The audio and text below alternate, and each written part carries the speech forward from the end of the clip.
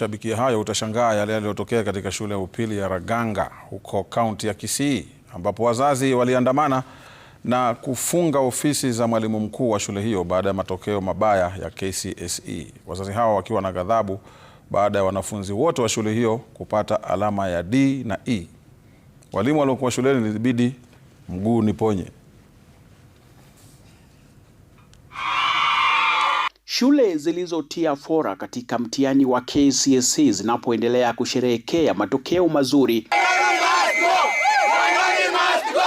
wenzao katika shule ya upili ya Raganga eneo la Kitutu Chache Kusini walikuwa tu na kizaazaa.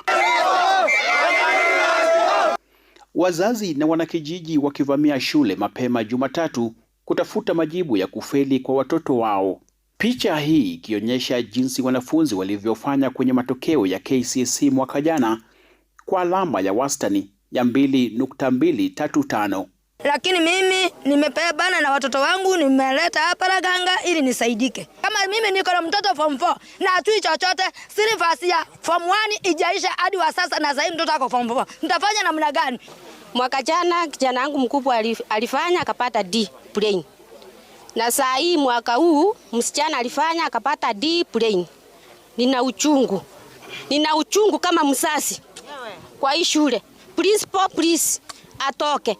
Shule hii iliyoanza mwaka 1992 imekuwa ikikumbwa na mawimbi ya matokeo ya KCSE.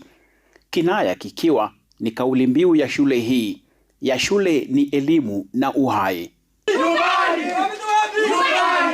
Kama shule mzima inaweza pata a mean score of 2.4, ni kumaanisha hiyo shule hata inafaa ifungwe. Shule mzima wanafunzi 5 peke yake ndio waliweza kupata alama ya D plain. Walimu wote wanaofunza hapa wanasemekana kutoroka kwa kuhofia maisha yao, ofisi yao ikisalia mahame wakati wazazi na wanakijiji walipofika kwa kishindo mapema Jumatatu.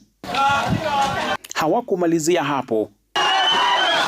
Wenyeji waliweka kufuli katika ofisi ya mwalimu mkuu wakitaka waziri wa elimu Migos Ogamba kuingilia kati. Kama sisi wazazi wa hapa Raganga tuko na watoto, inafaa wakimaliza kama wa grade 9 wenye nafaa kuingia senior, shule ingekuwa na matokeo mazuri, tungeleta watoto hapa kwa sababu hii ndio shule tuko nayo karibu. Juhudi zetu za kumtafuta mwalimu mkuu wa shule hii Cyrus Wanyonyi kutupa taswira kamili, ila alisema kwa njia ya simu kwamba wanasubiri kuandaa mkutano baadaye ili kuelezea changamoto za shule. Crispino Tieno, Runinga ya Citizen, Kisii.